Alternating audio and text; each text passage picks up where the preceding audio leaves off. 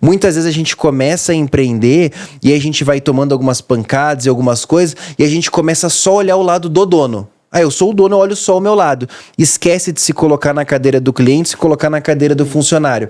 E aí começa a tomar algumas decisões que vai destruindo uma cultura e depois não entende por que as coisas não vão. Então tá o tempo inteiro, dependendo da situação.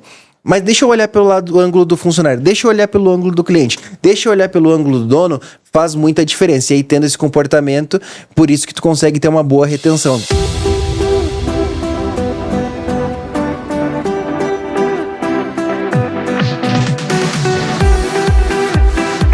Olá, seja muito bem-vindo a mais um episódio do ScalcoCast, um podcast para donos e líderes e gestores de negócio de alimentação, o podcast para quem quer avançar, quem quer escalar, quem quer romper nesse setor. Esse aqui é o teu podcast. E no episódio de hoje eu tô com uma convidada muito especial, uma convidada internacional. Primeira vez que eu recebo uma convidada internacional aqui no ScalcoCast. Estou muito honrado e feliz de te receber. Paula, seja muito bem-vinda. Obrigado a você, Rafael, pelo convite. Eu que me sinto honrado e muito feliz de estar aqui e poder compartilhar um pouquinho da nossa história, como tudo começou lá nos Estados Unidos. Obrigado pelo convite. O prazer é meu. E, turma, a gente vai aprender muito desse encontro de hoje. A gente vai falar se... Será que vale a pena ter um restaurante nos Estados Unidos? Quais que são as diferenças e as semelhanças com o mercado brasileiro? E aqui tu pode estar pensando, mas Rafael, que loucura, eu nunca vou ter um restaurante nos Estados Unidos. Ou Rafael, eu já pensei, mas eu não entendo desse mercado. Então, se você tem vontade, esse aqui, sem dúvida nenhuma, é um conteúdo que tu não pode perder e tu tem que assistir até o final. E mesmo que tu pense, Rafael, isso é loucura, eu tenho uma operação ainda pequena, o que eu vou ter um restaurante nos Estados Unidos? Mas, gente, a gente abrir a mentalidade para novos conhecimentos, entender de novas culturas, como que funciona o nosso ramo em outros lugares, expande muito a nossa mentalidade e nos traz ideias, insights que a gente pode aplicar, inclusive aqui nos nossos negócios no Brasil. Então, não sai daqui, fica até o final que esse episódio de hoje eu tenho certeza já que vai ser incrível. Então, bora escalar. Turma, vamos começar o episódio aqui de hoje, então, sobre se vale a pena ou não ter um restaurante nos Estados Unidos, quais que são as semelhanças, as diferenças, e para isso quero apresentar para vocês aqui, então, a minha convidada, a Paula, e que ela conte um pouquinho para vocês de como que é ter um restaurante nos Estados Unidos, há quanto tempo tu tem, quando que começou, por que vocês decidiram montar, tu saiu do Brasil para montar o restaurante, tu já morava lá, tu trabalhava no ramo, enfim, me conta a tua história do teu esposo e do negócio de vocês também, pro pessoal aqui conhecer, e aí depois a gente vai batendo um papo e trocando ideias sobre isso.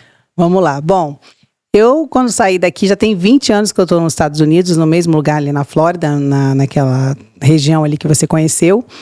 Saí daqui como advogada, cheguei a advogar aqui no Brasil por 2 anos, né, há 20 anos atrás, vai fazer 21, e cheguei lá como gerente de um salão de beleza. Não sabia nada de restaurante, não tinha a mínima ideia do que Deus iria preparar para nós. E nesse decorrer desses 20 anos, o Marcos Tall Burgers surgiu em 2018. Eu fui me desenvolvendo, né, voltando um pouquinho, né, muita informação, são 20 anos, né, Rafael, não dá para contar tudo aqui. Mas assim, eu fui me desenvolvendo com pessoas ali na gerência de salão, né, fiquei muitos anos ali naquele lugar, fui aprendendo sobre pessoas, ali eu conheci Jesus, comecei a olhar para mim também, autodesenvolvimento, conhecimento, pude melhorar como pessoa e aí me tornei uma líder ali dentro. Tudo plano de Deus para que hoje eu pudesse estar aqui com você e ser dona do meu próprio negócio. Eu creio isso hoje é muito visível isso na nossa vida. E ali em 2018 foi quando realmente a gente tomou a decisão de ter um negócio pra gente, meu esposo, o Marquinho, né? Nós decidimos abrir o nosso próprio negócio, só que nós não tínhamos condições de abrir aquele negócio. E abrir o quê, né? O Marquinhos sempre gostou dessa área de comida, ele mexia com hambúrguer quando era jovem, no Brasil, em Minas. Ele falou, amor, o que eu sei fazer muito bem é hambúrguer. Eu fazia com meu tio quando eu era mais novo, trabalhei com ele um período. Vamos começar assim? Eu falei, amor, mas a gente não tem como condições de abrir um negócio. E nós recebemos também uma palavra de Deus, né?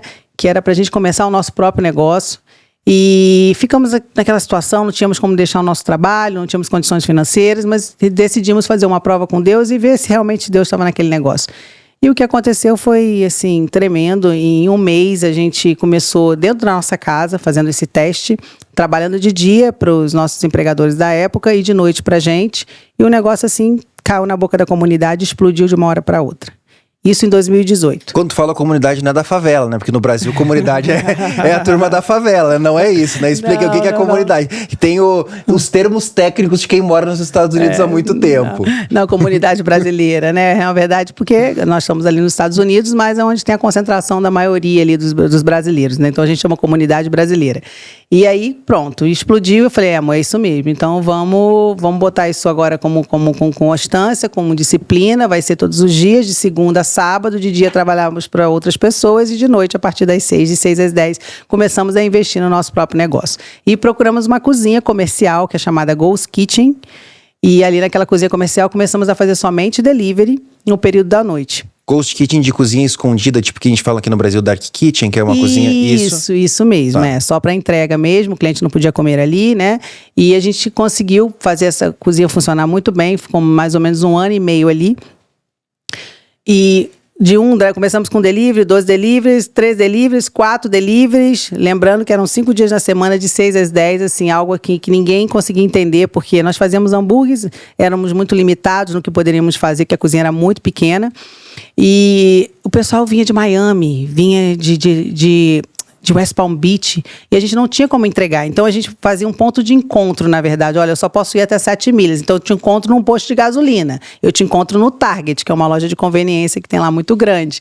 E a gente começou a ficar muito conhecido por isso, porque a gente se deslocava e os clientes vinham de longe para comer o nosso hambúrguer. E a gente sabia que era algo que era de Deus, porque não tinha explicação, né? E conseguimos nos capitalizar depois de 1 ano e meio, continuando trabalhando para os outros empregadores de dia. Não tínhamos condições ainda de deixar o nosso trabalho e compramos o nosso primeiro food truck, que está com a gente até hoje, 2004, bichinho.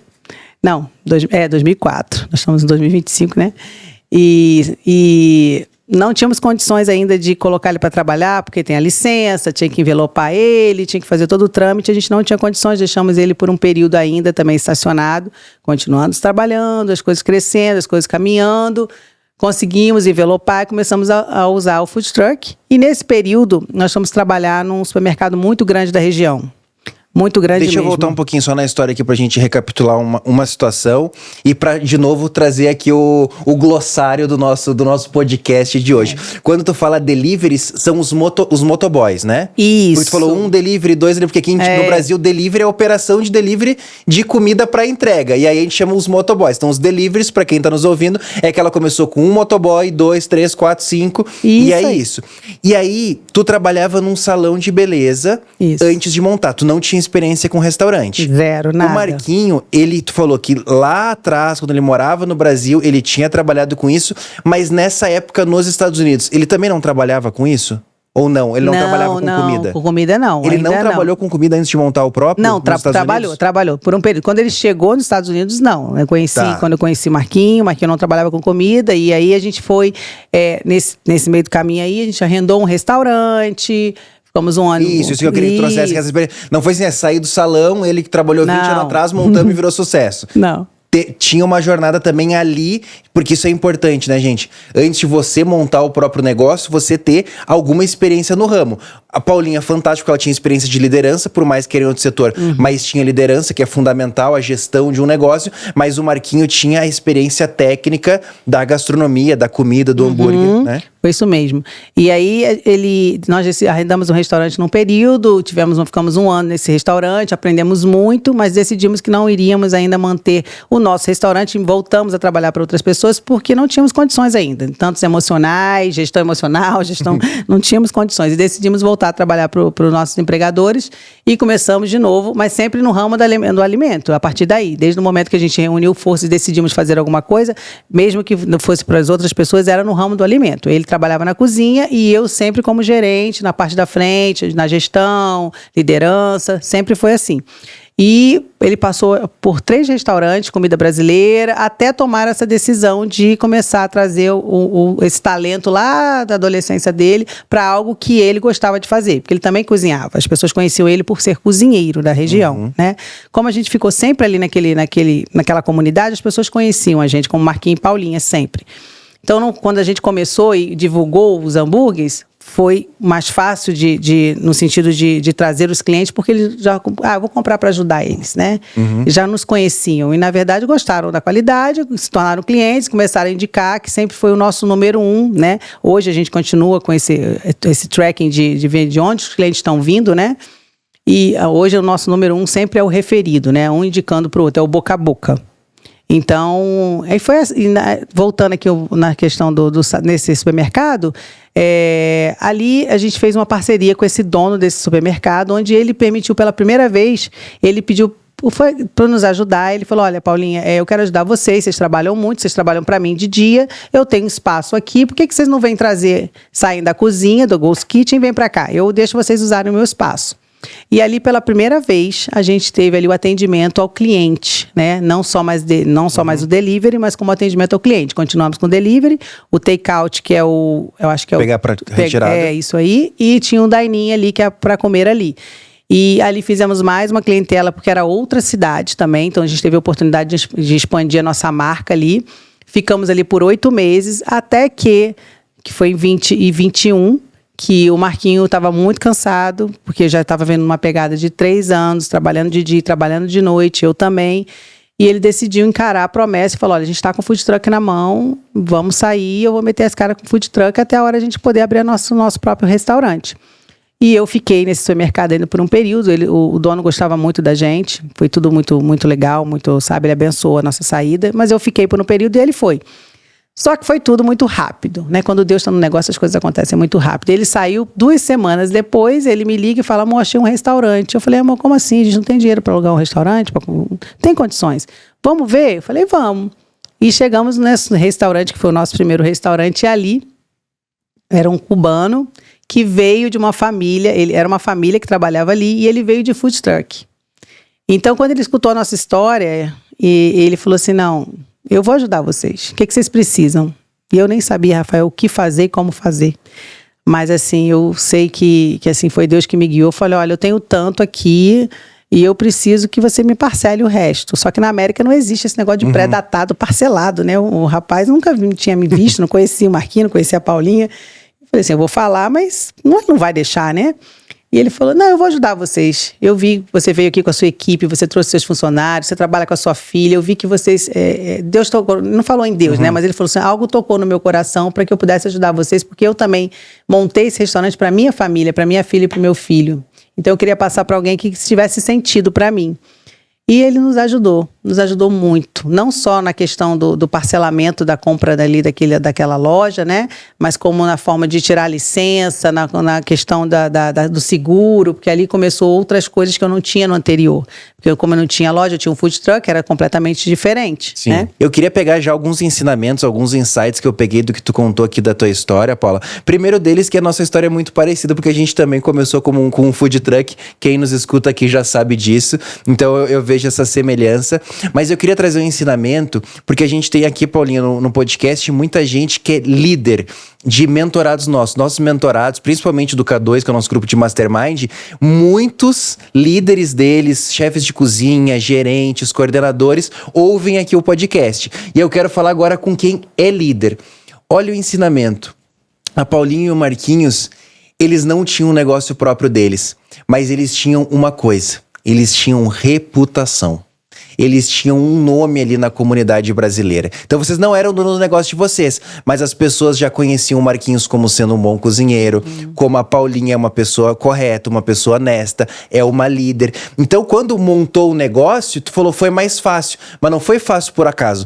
Vocês construíram uma história que talvez lá vocês nem tinham noção que vocês iam montar. Então, para quem aqui tá nos ouvindo e que é líder, mas eu não sou dono ainda do negócio, mas um dia tu pode ser. O ponto é, quais sementes que tu tá plantando hoje? O que tu tá plantando hoje?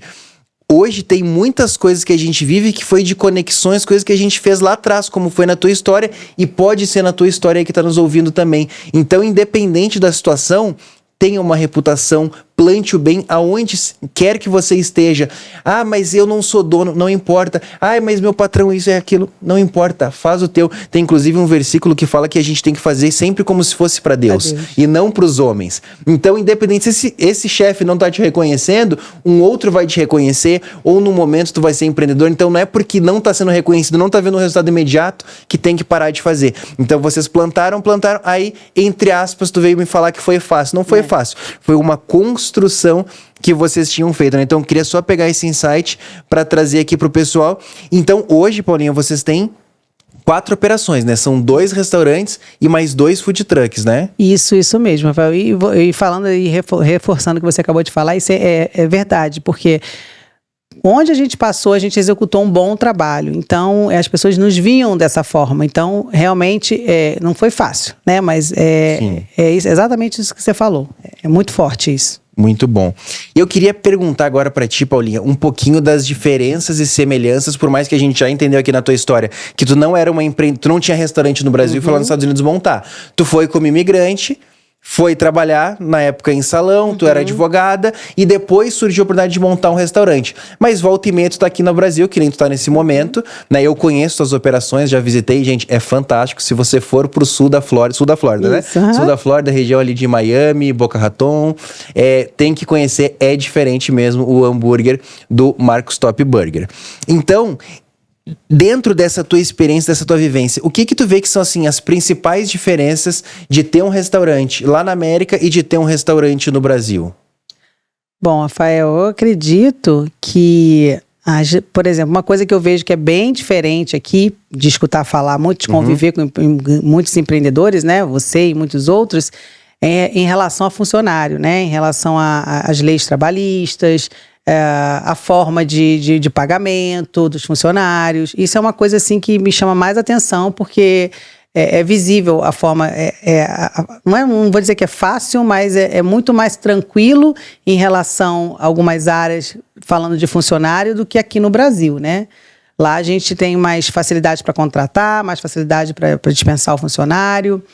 A questão de salário, né? No caso, você está aqui um exemplo, no caso dos garçons aqui, né? Que a gente chama de server lá, é totalmente diferente. Lá é por hora, o que faz o salário deles não somos nós que pagamos o salário dele, de uma certa forma. O que faz o salário do server são os tips, né? Que são as gorjetas aqui. Então é muito diferente. Isso é uma coisa que me chama muita atenção. Ótimo. Dentro disso eu quero fazer várias perguntas que eu tenho muitas dúvidas, que eu tenho certeza que você tem aí também e que a gente vai aprender muito. Vamos começar nessa parte da questão da gorjeta.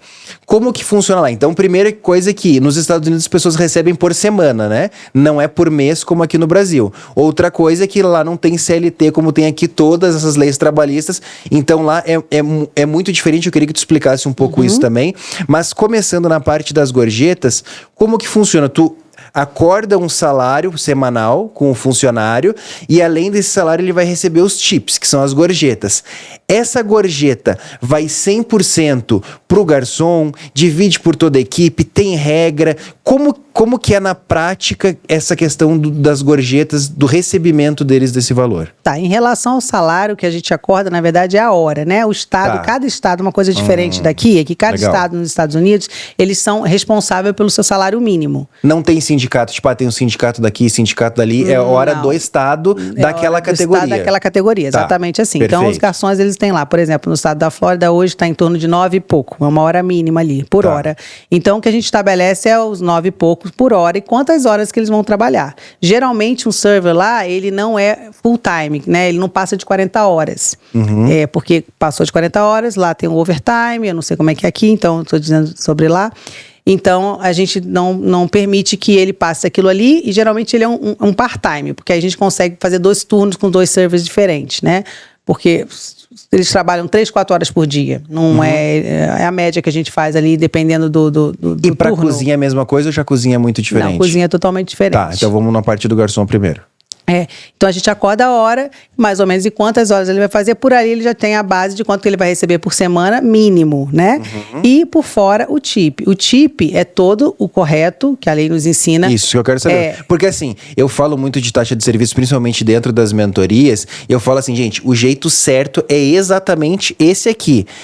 Ah, mas eu faço assim, eu faço. Aí tem loucura pra tudo que é lá. Então, se a gente for na loucura, aí é 1 milhão de exemplos negativos. A gente até pode pegar um ou outro curioso. Mas como que é o jeito certo de fazer? Então, o TIP é deles. O TIP é a taxa. O que é qual a diferente? O TIP é o serviço lá que a gente não é obrigado também, é uma coisa importante falar. Sim, que no Brasil é opcional, não é, mas que todo mundo opcional, paga. Mas que lá é normal, faz parte da cultura deles, é normal. Então, é totalmente deles. E a taxa, quando é a partir de 6 pessoas, a lei já te permite incluir na conta.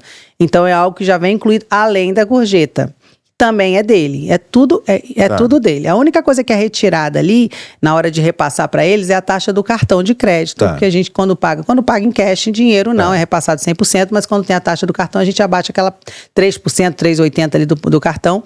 Só isso porque a gente paga aquele imposto, né? Mas o resto é 100% deles. Esse porque, é o correto. por exemplo, uma diferença no Brasil, o que é correto? Tem que ver a legislação, o sindicato, o que diz. E, por exemplo, dependendo do sindicato, o restaurante pode ficar com 25%, 30%, 33%, 20%, depende de cada localidade. Mas por quê? Porque em cima disso, que é diferente, vai pagar na folha e aí vai influenciar férias, 13º, tudo isso que lá não tem. Não. Então lá 100% é para ele. Mas essa divisão é 100% para o garçom que fez aquela venda? É para todos os garçons? Isso é pago semanal? Como que é? Então, isso geralmente é sempre semanal.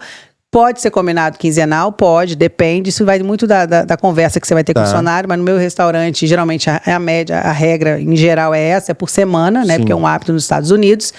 Por semana é repassado para eles, né?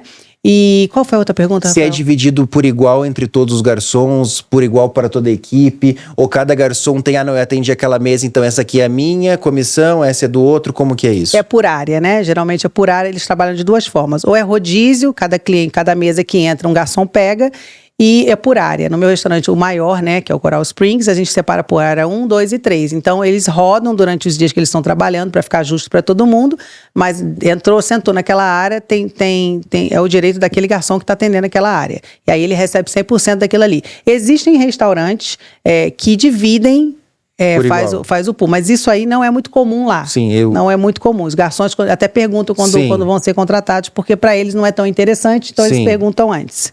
Então é muito, e realmente lá é muito individual do garçom à venda. Por exemplo, aqui a gente nem pode fazer isso. O garçom ganhar uma comissão diferente do outro. Tem que ser ou dividido por igual para todos, ou desenvolver ali um sistema de pontos. E aí, o garçom vai ganhar mais, o gerente ganha mais, o cozinheiro ganha menos, mas não pode ser assim por essas mesas, essa área é minha, eu ganho, e isso já não pode. Então, olha as diferenças que tem, né? Então, muito interessante. Fora isso, da questão dos funcionários, como que é essa questão? Lá não tem CLT, não tem esse vínculo todo. Então, contratei, não gostei, posso demitir, o que eu tenho que pagar, como que funciona? Até que ponto isso é bom? Porque eu já ouvi também, por exemplo, e de outras pessoas nos Estados Unidos dizer, mas isso é muito ruim, porque apesar de ter essa flexibilidade, o funcionário também não tem compromisso e ele pode só não vir trabalhar, aqui ele já ganharia uma advertência, uma suspensão. Como que é essa relação? Então, exatamente isso que você falou, é bom e ruim. Vamos lá, bom porque realmente a gente como empregador, a gente tem essa facilidade. Contratou, não gostei, não tem que dar um motivo estabelecido, olha, não se adequou às regras da empresa, muito obrigado pelo seu serviço, pode ir. Não precisa dar 30 dias, eu posso, não gostei hoje, eu demito hoje. Pode ser hoje mesmo, não tem problema, não tem nenhum tipo de multa para isso, então isso é pra gente, é bom, né? Mas do outro lado também não tem, se ele quiser também sair hoje, ele também sai. Exatamente, aí é onde eu vou falar a parte ruim, por quê? Porque por ser essa questão de receber por semana, por hora, eles têm a facilidade da rotatividade muito grande, então se você não cria uma cultura dentro da sua empresa, se ele não está feliz ali, se ele não vê que não tem espaço para ele crescer, se ele não tiver uma mentalidade de expansão ali, ele simplesmente, o vizinho vai lá oferecer 50 centavos, né? Porque o aumento dos Estados Unidos é bem assim, bem pouquinho. 50 centavos a mais, ele faz, não venho mais, só manda um text message e te deixa na mão, entendeu? Então, assim, hoje eu aprendi, né, que tem que desenvolver uma cultura dentro da empresa para que você possa mostrar para o funcionário que é muito mais aquilo ali, entendeu? Então, eu aprendi dessa forma e tem funcionado. Então, o que eu ensino, turma, aqui em alguns podcasts, mas principalmente na imersão secreta. Inclusive, a gente tem que ver uma data, casar essas datas que tu está no Brasil para tu participar de uma imersão secreta. Não vejo a hora, porque eu fico lá seguindo lá, mas eu queria estar lá. Então, na imersão secreta, a gente fala muito sobre cultura e no método escalada também, aí com todos os passo a passo, ferramenta e tudo mais. Então, cultura, turma, é em qualquer lugar do mundo. Tem coisas que são diferentes, mas desenvolver uma cultura forte com a tua equipe. Depois eu quero que tu fale também, porque eu falo muito, Paulinha, dentro dos meus conteúdos, principalmente imersão e método, K2 já é um grupo de mastermind, é outra conversa, mas eu falo muito de desenvolver cultura, processos e treinamentos.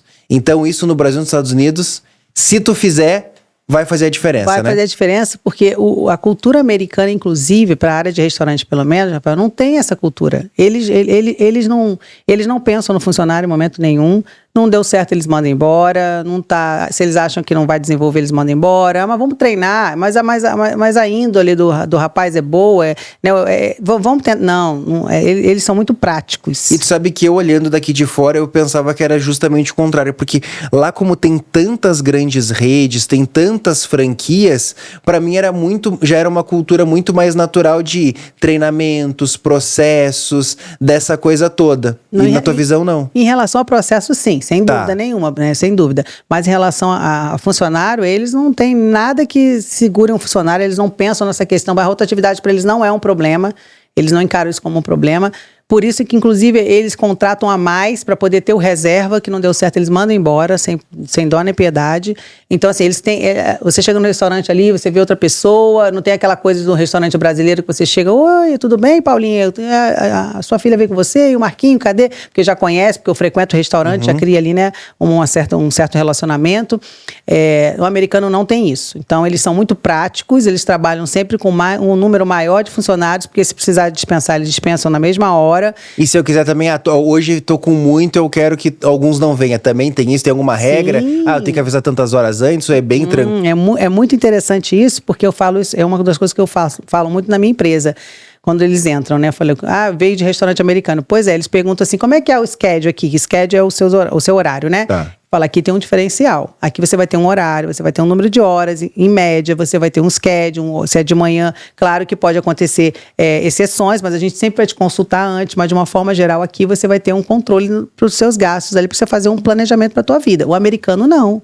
O americano, ele joga, e eu não vou dizer para você que está certo ou errado, porque tem um lado do empregador também, né? E tem a cultura já que está estabelecida. Porque eles veem um lado da questão do movimento. Como eles pagam por hora, se o movimento está ruim... Não, olha, liga pro Rafael, fala pro Rafael não vir hoje não, liga pra Paulinha, fala pra ele não vir hoje não. Então assim, eles podem avisar no mesmo dia, um dia anterior, e tem essa flexibilidade muito grande nos horários. Não tem um compromisso, é de manhã, é de noite, é de tarde, vem, não vem.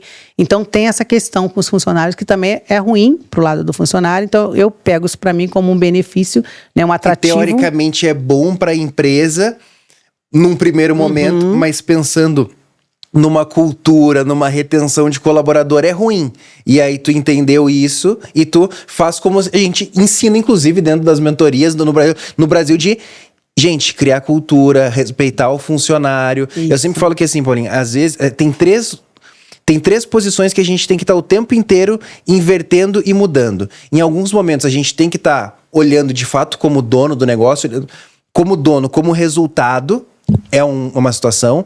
Tem vezes que a gente tem que se colocar na posição do funcionário e entender, e tem vezes que a gente tem que se botar na posição do cliente. Muitas vezes a gente começa a empreender e aí a gente vai tomando algumas pancadas e algumas coisas e a gente começa só a olhar o lado do dono. Eu sou o dono, eu olho só o meu lado. Esquece de se colocar na cadeira do cliente, se colocar na cadeira do funcionário. E aí começa a tomar algumas decisões que vai destruindo uma cultura e depois não entende por que as coisas não vão. Então tá o tempo inteiro, dependendo da situação... Mas deixa eu olhar pelo ângulo do funcionário, deixa eu olhar pelo ângulo do cliente, deixa eu olhar pelo ângulo do dono, faz muita diferença. E aí, tendo esse comportamento, por isso que tu consegue ter uma boa retenção. Isso seria um dos segredos que tu diria assim, de ter uma boa retenção da tua equipe? As pessoas me perguntam, Paulinha, por que a pessoa tá com você tem 5 anos, 6 anos, desde o início, né, 2, 3 anos? Por quê? Eu consegui achar um meio termo nesse caminho, porque ao mesmo tempo que Também, o movimento tá fraco. Eu tenho que dispensar alguém e o que eu treino as minhas líderes para fazer, as minhas gerentes, quando elas fazem o schedule? Elas têm que fazer o schedule olhando a hora, primeiro de todos, para que a gente seja justa com todos eles. Então, se um tá fazendo menos 5 horas na semana, o outro vai fazer... Vamos dividir isso aí. Eu preciso que diminui 5 horas na semana naquele schedule do garçom. Então, vamos dividir aqui 2 para esse, 2 para esse, 1 para esse. Na semana que vem, a gente intercala isso para não ficar a mesma pessoa sendo diminuída ali as horas dela. E isso com um olhar muito cuidadoso. Exatamente do jeito que você falou. Muito cuidadoso, porque eu sei que cada um precisa pagar conta, eu me preocupo com cada um deles, eu não quero que eles saiam. Então, eles também entendem quando eu reduzo ali um pouco, mas é um pouco mesmo, dentro daquelas minhas possibilidades. Então, assim, isso é muito interessante, porque eles entendem isso. E quando eles entendem isso, eles veem, poxa, eu estou numa empresa que se preocupa comigo. E deixa eu te perguntar uma coisa. Antes eu brinquei contigo da questão da comunidade, né? Como que fala sobre o teu restaurante e qual que é a tua visão, assim... O que é melhor? É montar um restaurante só para a comunidade brasileira? É pensar num restaurante mais internacional para atender todo mundo? Primeiro é melhor começar com a comunidade que tu já tem uma força? Qual que é a tua visão sobre o público para tu atingir com o teu negócio? Porque, por exemplo, desculpa te cortar, é que tu vende hambúrguer, né? Que é uma coisa tradicional do americano. Mas tem lá picanha, tem feijão, arroz, tem um pouquinho do cardápio brasileiro, mas o foco do teu cardápio é a comida mais tradicional possível americana, né? Então, mas isso eu acho que tem muito a ver com o tipo de comida que você serve, né? Acho que vai por aí, primeiro, né? Se vai atender os dois públicos. No caso do hambúrguer, claro que vai atender o americano, mas o engraçado é que nós começamos só com estilo brasileiro, aquele famoso podrão, né? Cada cidade chama de um jeito. E o americano nunca se sentiu atraído por aquilo, né? Então, quando a gente começou, no nosso caso especificamente, nós começamos com a comunidade brasileira. Né? Porque a gente não tinha visão a longo prazo, a gente não tinha uma mentalidade para ver lá no futuro. A gente estava fazendo aquilo ali porque a gente acreditou, recebeu uma palavra e vendeu almoço para comprar o jantar. E a gente precisava. Então a gente falou: vamos fazer isso aqui, vai dar certo, porque Deus está com a gente, mas onde é que a gente vai? Não sei, não tinha a mínima ideia. A gente foi fazendo, foi entendendo, foi vendo as coisas acontecendo. E aí, na metade do caminho, o Marquinhos falou assim: não, passou um ano e meio, eu falei: não, peraí. Os americanos não curtem muito esse estilo, que quando chegava no food truck, eles falavam, a gente explicava, né, que vai na sacolinha, vem cheio de milho em cima, batata palha, ele falava, what? O que é isso? Aí a gente explicava, não. Aí eles pediam 100, ou então pediam the side, do lado. E a gente notou que havia um campo aí que a gente já estava recebendo americano, porque o nosso nome ficou conhecido, a nossa carne, o nosso blend, né, era diferenciado, então também eles gostavam. Mas eles não gostavam do estilo, então a gente começou a abrir para americano, né? Hoje a nossa loja de Coral Spring tem mais americano, vou dizer 70% americano e o resto brasileiro. Então a gente começou na comunidade brasileira. Então eu acho que isso tem muito a ver com o tipo de comida que você vai abrir lá, né? Qual a comida que atende os dois públicos, então tem que investir. Eu acredito que o melhor é investir para os dois. Porque você ficar só... A gente passou por momentos difíceis ali, porque a gente estava no início só focado na comunidade brasileira. Então, se o brasileiro, por exemplo, dá uma baixa, algum problema por exemplo, teve um problema de economia, diminui o trabalho na construção, diminuiu na construção, afeta todo mundo. A house cleaning que compra com a gente, a menina que limpa a casa, o rapaz da construção, era o nosso público. E a gente falou, opa, a gente precisa ampliar isso aqui. O que a gente vai fazer para americano? Foi aí que surgiu os gourmets. Que aí ele começou a olhar, a gente começou a pesquisar e falou, nossa, tem campo para os gourmets aqui. Porque uma coisa interessante é que as hamburguerias, né, americanas, elas não têm novidade. São sempre as mesmas coisas. Sim. Você vai lá hoje, amanhã ou depois, são sempre as mesmas coisas. E o que eu via nas hamburguerias que eu seguia do Brasil era que tinha sempre uma coisa diferente. Então eu olhava e falava, gente, vamos fazer uma coisa diferente aqui. Então a gente olhava, né, modelava, né, exatamente, o que eles estão fazendo diferente no Brasil e a gente adaptava para o nosso, né, fazia ali uma marquinha lá, vamos fazer uma receita diferente em cima daquilo que a gente pegou aquela ideia e criava um sanduíche diferente. E olha que interessante, né, porque se a gente for olhar daqui, poxa, tu tá nos Estados Unidos, a terra do hambúrguer, e tu tava se inspirando no Brasil para vender o... Até hoje, sem dúvida nenhuma, o brasileiro é criativo, né, o brasileiro é criativo. E como que é o processo, Paulinha, de abertura? Para quem daqui a pouco tá com vontade, começou a ouvir aqui, começou a ficar interessante para eu montar um restaurante nos Estados Unidos. Como que é o processo de abertura? O que por mais que isso não tenha aberto aqui, mas como que é o processo lá? É muito simples? É complicado? Como que é? Eu quero montar um restaurante, o que eu preciso fazer? Então, a primeira coisa que tem que ser falada, que as pessoas têm esse misticismo, né? De, eu tenho que ser legal nos Estados Unidos para ter um restaurante lá. Não, isso não tem nada a ver com o estado migratório, não tem nada a ver com isso. É uma coisa muito interessante, porque não tem nada a ver com a situação que você está no país. Você tem a ver com você decidir abrir uma empresa, tá? Então, primeiro ponto, para abrir uma empresa... Então, a pessoa pode ser ilegal e ter uma empresa. Sem dúvida. Que você precisa de um passaporte válido ali para abrir uma empresa. Abriu a empresa, primeiro passo. A empresa está estabelecida. Aí, a partir dali, você vai buscar, né, o local que você quer atuar ali o seu restaurante. Aí você tem que ver. Lá são várias licenças, porque tem a licença da cidade, tem a licença do estado, que é a primeira que tem que ser tirada, para depois tirar as outras, é do estado onde você decide abrir o restaurante. Depois você vai para o condado. E depois do condado, eu estou indo de cima para baixo. Estado, condado, que o condado são várias cidades juntas, e depois a da cidade que você quer. Então, estou falando de 3 licenças aqui. Aí, se você for mexer com álcool, com bebida, é uma outra licença. É licença para tudo. Aí tem a do bombeiro. Aqui, deixa eu ver se eu lembro mais de alguma aqui, mas assim, das mais importantes. Não, basicamente é isso.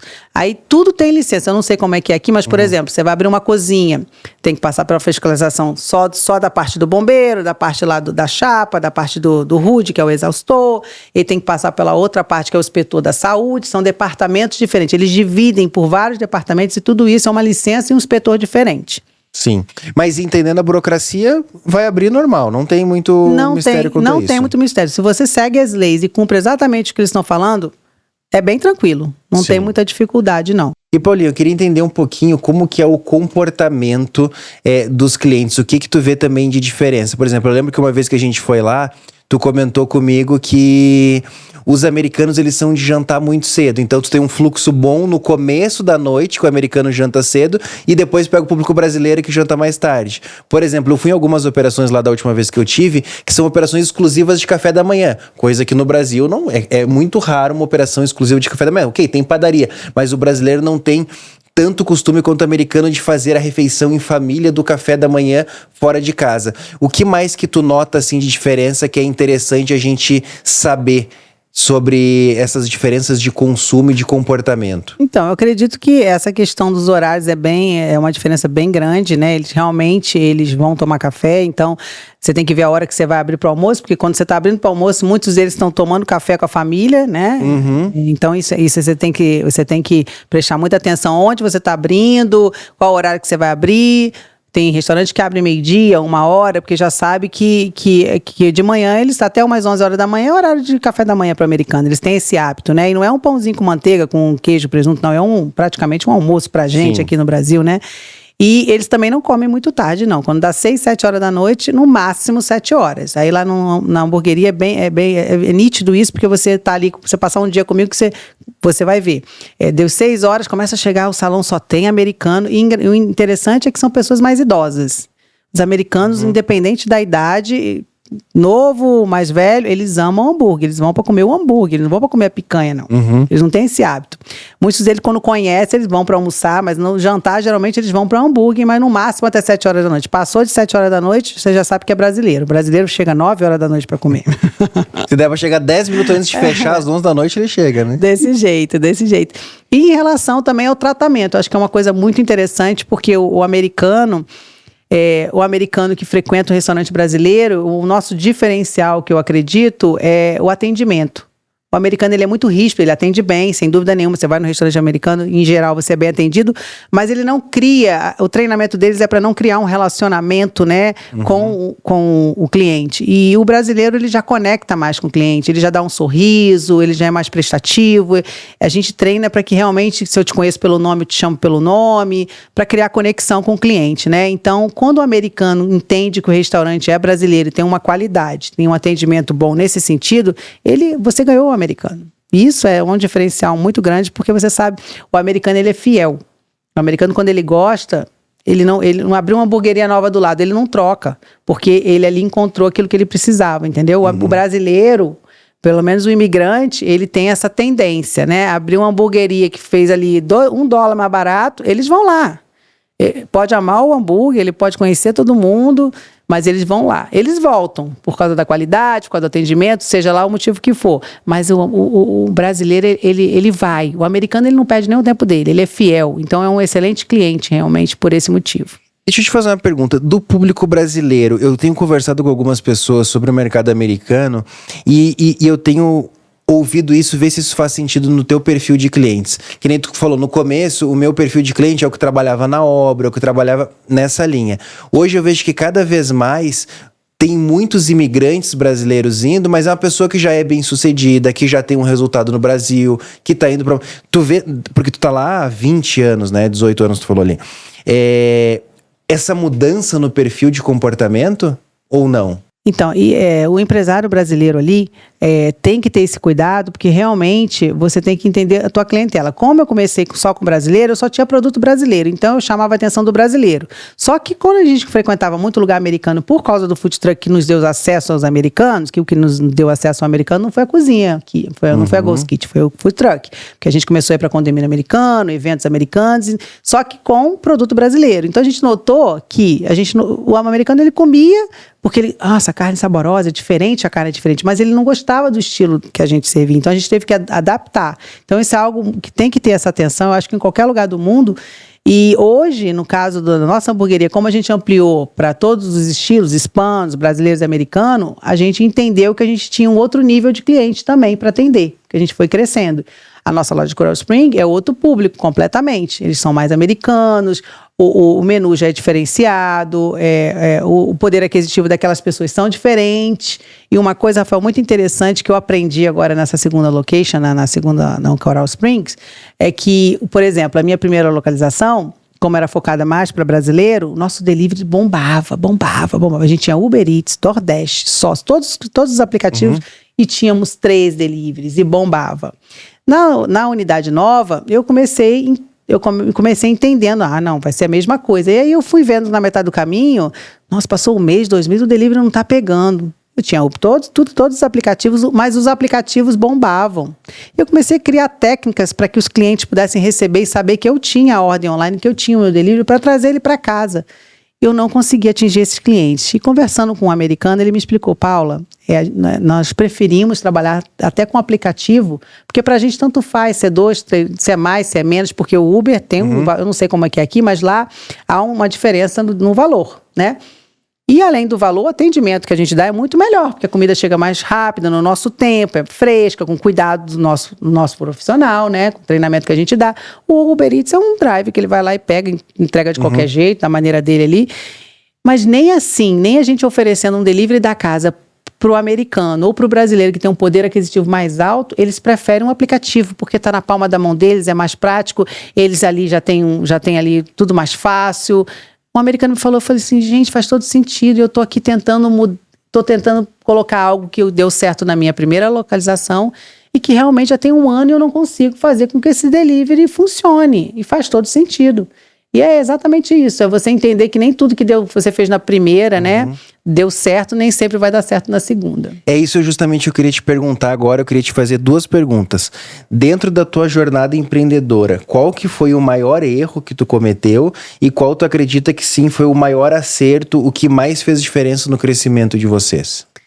Maior erro, são tantos, né, que a gente vai fazendo as coisas acontecer. Eu acredito, assim, que a falta de conhecimento foi o meu maior erro, né. A gente abriu e as coisas foram acontecendo, eu acredito como a maioria, mas chega em algum momento a gente tem que olhar para aquilo ali e falar, eu vou arrumar a casa agora, eu vou buscar o conhecimento, e eu demorei muito para buscar esse conhecimento. Então eu acho que o tempo realmente ali que eu levei para poder chegar até onde eu cheguei, se eu tivesse a mentalidade ali, né, de dar aquela virada de chave, ter buscado um conhecimento antes, teria sido, vamos dizer assim, menos sofrimento, né, menos dificuldade, né, teríamos atingido de repente o que a gente está vivendo hoje de uma outra forma. E o maior acerto foi exatamente esse, quando eu me conectei com pessoas que eu ainda não tinha aquela mentalidade, não tinha ainda essa garra de buscar conhecimento, que eu olhei para o lado e falei, gente, muitos empresários e eles estão em outro patamar e eu estou aqui e existe mais do que isso que eu estou fazendo hoje. Eu posso ir além, não é sobre mim. foi quando eu entendi que não era sobre mim, era sobre aquilo que eu ia fazer para atingir outras pessoas. Ali, para mim, foi o maior acerto. Foi quando eu decidi realmente buscar mentores, buscar conhecimento. Quando eu te conheci, quando a gente teve a oportunidade de você estar no nosso restaurante, que eu falei, Rafael, me ajuda aqui, o que eu faço aqui, o que eu faço aqui, eu posso melhorar aqui. É você entender que a gente não sabe tudo e que a gente tem que estar sempre buscando conhecimento e de preferência de especialistas, de pessoas que já passaram por aquilo ali. Eu demorei muito para entender. Funcionou, tá bom, tá do jeito que tá, eu tô ganhando dinheiro, tá tudo bem. Não, mas não é sobre isso, né? É muito mais do que ganhar dinheiro. É você fazer o que é certo, é você atingir pessoas, você trazer pessoas com você, é render mais aquilo que você acha que tá bom, mas que poderia estar muito melhor, é deixar de perder, né, e acertar mais. Então eu acho que a virada de chave foi aí o conhecimento, buscar especialistas e pessoas que puderam me ajudar a crescer e ir mais longe. Que é o que muitas pessoas que estão aqui no podcast estão fazendo, né? Estão buscando mais conhecimento, estão estudando, mas é muito bom o podcast do que a gente está fazendo. Eu acredito que você está gostando. Inclusive, escreve aqui no chat o que você está gostando, dúvidas, comenta aqui pra gente, que depois a gente vai ler todos os comentários. Mas o grande ponto é que precisa avançar, né? Então, tá dentro de uma mentoria, de um mastermind, tá se relacionando com pessoas. Gente, não é porque a gente quer vender. Faz diferença. Eu sou aluno de outras mentorias, de outros grupos de mastermind, porque também o que tu falou é o mesmo sentimento que eu tenho. O momento que eu mais comecei a crescer foi quando eu comecei a acessar esses ambientes, acessar outras pessoas que estão num nível além do meu, que têm conhecimento para me passar naquelas áreas que eu não tenho. Porque o grande ponto, Paulinha, que muitas vezes é a questão do ego, da arrogância, de que, não, mas já tá bom, mas eu já conquistei. Só que, cara, pode ser muito maior, pode ser muito além do que tu tá vivendo. E aí é isso, né? Poxa, começamos como imigrante, o Marquinho também tem toda uma história ali de imigração, montou um negócio, agora já tem um resultado, meu Deus, tô muito além do que muitos familiares meus estão, então eu não preciso de mais nada. E aí se fecha num casulo e acha que aquilo já é suficiente. Só que aí que tá. É quando a pessoa ainda não entendeu que não é sobre ela. Porque essa mentalidade é quando é só sobre mim. Não, eu saí disso, eu cheguei aqui, já tá bom pra mim, vou me fechar. Mas no momento que tu se abre pra crescer, pra expandir, olha quantas vidas tu pode mudar, olha quantas pessoas tu pode ajudar. Eu sei que tu também já começou a ajudar muitas pessoas lá também, muitas empreendedoras, como eu tenho feito aqui também. Só que se eu tivesse preso lá com a minha Kombi, eu e a Sandra, eu não ia ter tempo pra estar gravando esse podcast. Eu não ia poder ter uma imersão, mentoria, estar ajudando outras pessoas, porque eu ia ter que estar olhando só pro meu. Só que quando tu começa a fazer isso e outras pessoas começam a ter resultado, quando tu começa a transbordar nas outras vidas, aí isso não tem preço. Consequência, você vai ganhar mais dinheiro, isso é um fato, mas é só a consequência. Mas o sentimento que isso te gera é uma coisa que não dá nem pra, muitas vezes para explicar, né? É verdade, Rafael.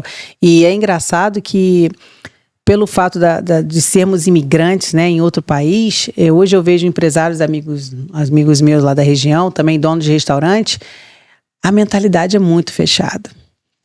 As pessoas têm medo de compartilhar, têm medo de dar uma informação. Ah, mas isso é aqui também, Paulinha. Não muda, não. Achei que era só lá, tá vendo?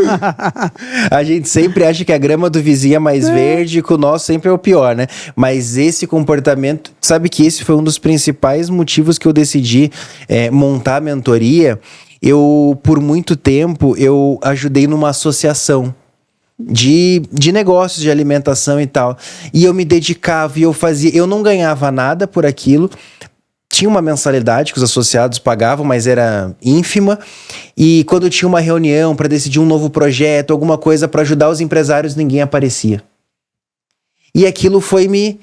Por quê? Porque aí não se envolvia, não queria compartilhar, então era pouquíssimos, e assim, as reuniões eram assim, era sempre os mesmos, porque ficava até com vergonha de não ir, porque se não fosse, o outro não ia ter a reunião, não ia poder avançar nos projetos. Então assim, eu falei, não, mas pode ser diferente. E aí, tu tá num grupo como esse, é quem realmente quer. Porque o reconhecimento do adulto é quando faz o pagamento, né? Então, assim, quando paga e se compromete, aí tu vê que a pessoa quer. Porque essa pessoa não paga e não se compromete. E aí o que paga, e não, já que eu paguei, agora eu vou ter que colher fruto disso, eu vou ter que buscar.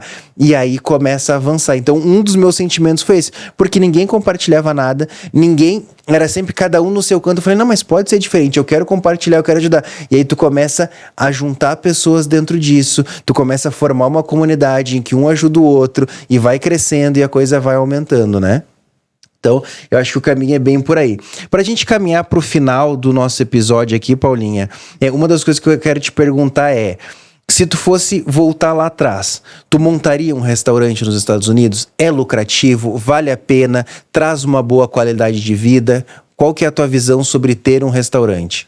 Ou tu tá arrependida que, meu Deus, eu quero fugir disso? Com certeza, Rafael.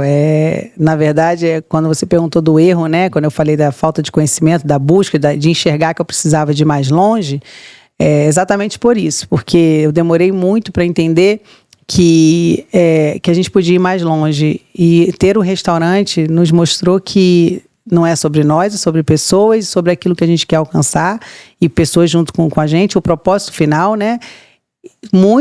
É algo assim que realmente requer, eu acho que em qualquer lugar do mundo, restaurante é algo que requer muita energia, né? Eu acho que sempre, independente de você estar na operação ou não, mas ele te requer energia, mas na questão de delegar, de liderar, de uma outra forma, né? É lucrativo, é algo que te leva para outro nível, te dá uma qualidade de vida. Eu acredito que a questão da expansão lá fora é algo que, eu acredito, não sei, mas é algo que deve ser um pouco mais fácil que aqui, porque eu vejo isso acontecer muito rápido com as pessoas que estão lá. Claro, estáveis, estabelecidas, né? Mas a lei dos Estados Unidos, ela te permite, de uma forma mais fácil, você expandir. Uhum. Depois que você conhece você tem a primeira operação, é mais fácil você replicar na segunda e na terceira, porque você já conhece as leis, já conhece o caminho, e lá é tudo muito claro. Então, para abrir um restaurante não é difícil, em questões burocráticas, então, por esse motivo, é uma coisa que vai mais longe, é lucrativo. Então, assim, não me arrependo de nada, a única coisa que eu me arrependo é de não ter começado antes. Muito bom. E pra gente fechar, minha pergunta final que eu queria te fazer é, quem tá ouvindo aqui, se um brasileiro tem vontade de montar um restaurante nos Estados Unidos, qual seria o teu principal conselho para ele? Bom, primeiro, você que está pensando em abrir um restaurante nos Estados Unidos, pesquise a área, entenda para onde você quer ir, se informe, faça uma pesquisa de mercado, pegue o avião aqui, vá para lá, você pessoalmente. Não acredite nas informações que você vê na internet, porque acontece isso muito, né? Ou é alguém que está lá. Não, é diferente. Você ter o seu próprio feeling, o seu próprio sentimento, conversar com outros empreendedores da região que têm restaurante e se informar, fazer uma pesquisa de mercado e para saber o ponto, o lugar, qual o tipo de comida, para onde que você está indo, tem brasileira, para brasileira, americana, é hispano.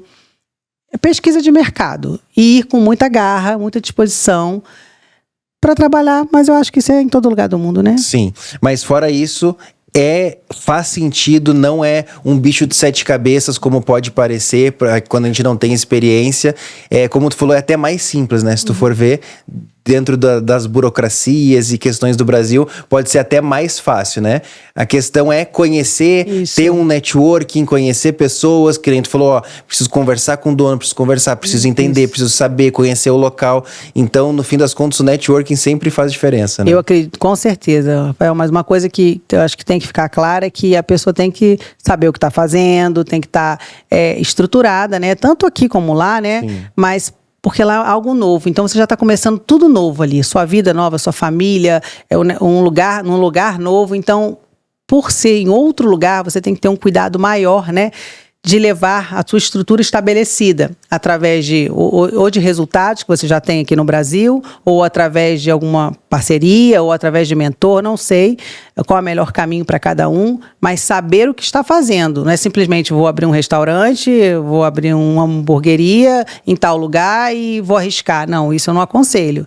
Eu aconselho sim você saber o que você está fazendo, você já tem uma estrutura, se você já tem um restaurante, se não tem vontade de ter, procura aqui primeiro, tenha certeza que é isso, para não se arriscar, né? Investir em dólar, né? Lá fora, porque investir em dólar é diferente de investir em real, né? Ainda mais hoje, né? Então, ter certeza de que você entende do teu produto, entende do teu nicho e que aquele produto atende aquela comunidade, aquela região. Eu acho que isso é o mais importante, porque não adianta só abrir. Eu vou abrir Sim. porque eu quero ser um empreendedor nos Estados Unidos. E a questão imigratória também, que quem quer abrir um negócio precisa ser legal para ter uma empresa? Não precisa ser legal. Mas você como dono, você precisa estar lá. E aí? Você vai poder entrar e sair, você quer entrar e sair, buscar um advogado, né, para que possa entender ali a melhor forma de poder se manter ali no local o período que você tiver que estar ali, né? Porque ficar ilegal, muitas pessoas estão, né? Mas você como dono de restaurante, você de repente vai precisar acessar lugares, né? E de repente esses status migratórios vai te parar. Então, eu acho que é muito importante consultar um advogado. Bom. Primeiro de tudo, eu acho que seria consultar um advogado aí. Muito bom. Gostei muito, aprendi demais. Espero que quem tá aí do outro lado aprendeu também. E quem quer te acompanhar, continuar conhecer uma hamburgueria que talvez muitos aí salivaram. Eu só de falar Marcos Top Burger já começo a lembrar daquela batatinha, aquela maionese, aqueles hambúrgueres duplo, triplo, meu Deus do céu. Então, deixa aí os contatos, Instagram, as redes sociais, enfim, do Marcos Top Burger e a tua também. Obrigada, Rafael. Bom, para você que quer conhecer o Marcos Top Burgers, é @Marcos Top Burgers. A gente tem o nosso website também, que é marcostopburgers.com. E o meu Instagram pessoal, hoje eu ajudo mulheres empreendedoras na região a desenvolver os seus próprios negócios, é paula.p.regis. Muito bom. Paulinha, gratidão pelo teu tempo, pela tua disponibilidade de estar aqui com a gente. Foi um prazer e eu já tô, inclusive, com viagem marcada para lá nas próximas semanas e eu não vou deixar de visitar o Marcos Top Burger para me deliciar lá mais uma vez. Eu já arrisquei na minha agenda para encontrar com vocês lá, né? Com toda certeza. Obrigada, Rafael, pelo convite. Eu fiquei muito feliz de poder compartilhar um pouquinho do que é ter um restaurante na América. Muito bom. Turma, seguinte, toda terça-feira, como vocês já sabem, 7h30 da manhã, episódio novo do ScalcoCast. Então deixa aqui, não sei se está no Spotify, se está no YouTube, deixa teu comentário e até a semana que vem. Tchau, tchau!